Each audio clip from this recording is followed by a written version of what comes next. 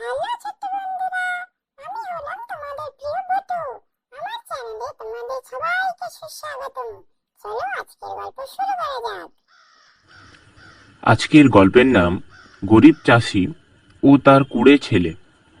পটলনগর নামে একটি ছোট্ট গ্রাম ছিল। সেখানে এক গরিব চাষি এবং তার কুঁড়ে ছেলে বসবাস করত। তাদের ওই গ্রামে 1 বিঘে একটি জমি ছিল। একদিন বুড়ো চাষি হঠাৎ অসুস্থ হয়ে পড়ে। তারপর একদিন সকালে তার ছেলে রামুকে ডেকে বলল, বাবা রামু, এইদিকে একবার শুনে যা বাবা।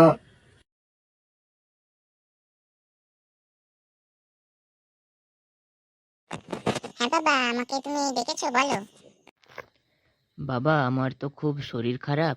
আমাকে বেশ কিছুদিন বিশ্রাম নিতে হবে। তাই আমাদের যে 1 বিঘা জমি আছে, তুই এবার সেটাতে ধান চাষ কর বাবা। বাবা, আমি তো চাষবাসের কিছুই বুঝি না, আমি কি করে করব? আর তাছাড়া আমার চাষবাস করতে ভালো লাগে না, সেটা তো তুমি জানো। আমি চাষবাস করতে পারবো না। বুড়ো চাষি যখন তার ছেলের কাছ থেকে এই কথাগুলো শুনল, তার মাথা থেকে একটা বুদ্ধি বেরিয়ে এলো। তারপর বলল, তোকে এতদিন একটা কথা বলা হয়নি, সেটা তোর দাদু মারা যাওয়ার আগে আমাকে বলে গিয়েছিল।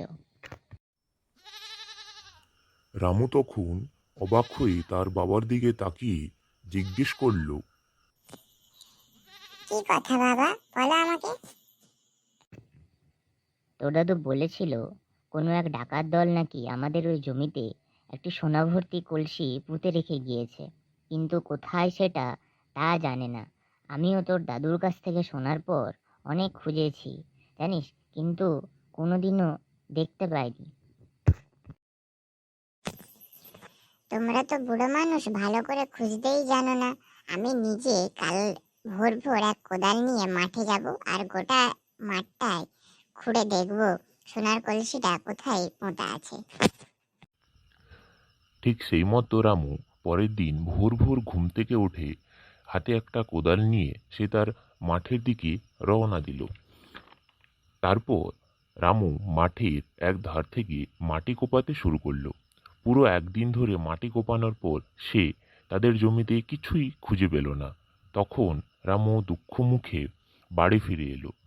আর রামুর এই দুঃখ ভরা মুখ দেখে রামুর বাবা রামুকে জিজ্ঞেস করলো, কি রে রামু, তোর কি হয়েছে? মুখটা এরকম করে আছিস কেন? বাবা, আমি তো পুরো মাঠটাই কুপিয়ে ফেলেছি, কিন্তু কোথায় সেই সোনা ভর্তি কলসি? কোথাও পেলাম না তো। দাদু কি তবে তোমাকে মিথ্যে কথা বলে গিয়েছিল? রামুর বাবা রামুর পুরো কথা শোনার পর মুচকি হেসে বলল, কিছুদিন অপেক্ষা কর রামু, তুই ঠিক দেখতে পাবি সোনা ভর্তি কলসিকে। রামুর বাবা রামুকে কিছুদিন অপেক্ষা করতে বলায় রামু অবাক হয়ে তার বাবার দিকে তাকিয়ে রইল। এরপর রামুর বাবা রামুকে আরো বলল, পুরো মাঠটা যখন তুই কুপিয়ে ফেলেছিস, তখন এবারে চাষটা নয়, করেই ফেল। সেপাড়ার চাষি তোর হরি কাকুকে বলা আছে যে ব্যান ধানটা তোকে দিয়ে যেতে। ঠিক আছে বাবা, তুমি যখন এত করে বলছো, তাহলে আমি এবারে চাষটা নয়, আমি নিজেই করব। এরপর রামু হরিকাকুর কাছ থেকে ব্যান ধান নিয়ে সে তাদের জমিতে ঠিকমতো ধান বুনে এবং তার ঠিকমতো দেখভাল শুরু করলো। এইভাবে বেশ কয়েক মাস যাবার পর সে হঠাৎ একদিন সকালবেলায় মাঠে গিয়ে লক্ষ্য করলো তাদের ধান জমিতে প্রচুর ধান হয়েছে। মাঠে প্রচুর ধান দেখে সে আনন্দে উল্লসিত হয়ে দৌড়ে তার বাবার কাছে গেল, দিয়ে বলল, বাবা জানো তো, আমি দেখে এলাম আমাদের মাঠে এবছর প্রচুর ধান হয়েছে, যা আগের কোনো বছর এত ভালো ধান হয়নি। মাঠে ধান ভর্তি কথা শুনে রামুর বাবা রামুকে বলল, আরে আমার পাগল ছেলে, তুই তো সোনা ভর্তি কলসিটা তবে খুঁজে পেয়েছিস।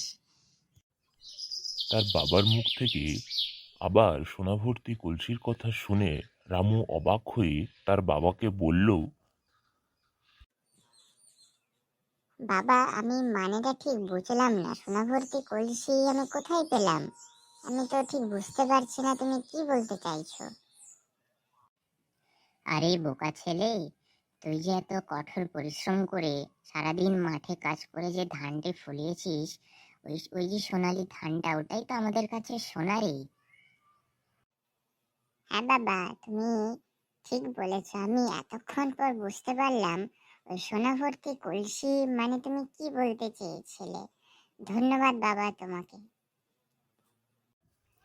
এরপর এইভাবে রামু প্রতি বছর সময় মতো তাদের 1 বিঘে জমিতে চাষবাস শুরু করলো। তো ছোট্ট বন্ধুরা, আজকে গল্প শোনার জন্য তোমাদের সবাইকে অসংখ্য ধন্যবাদ। দেখা হবে আবারও একটি এরকম মজাদার গল্প নিয়ে। সবাই ভালো থেকো, টাটা। তো ছোট্ট বন্ধুরা, আজকে গল্পটা কেমন লাগলো কমেন্ট করে জানিও কিন্তু। আর আমার চ্যানেলটি সাবস্ক্রাইব করে দিও, সাথে একটা লাইক। আর হ্যাঁ, বেল বাটনটি ক্লিক করতে ভুলো না, যাতে পরের গল্পগুলো মিস করতে না হয়। টাটা সবাইকে। সবাই ভালো থেকো, সুস্থ থেকো। আর দেখা হচ্ছে আবারও একটি মজাদার গল্প নিয়ে।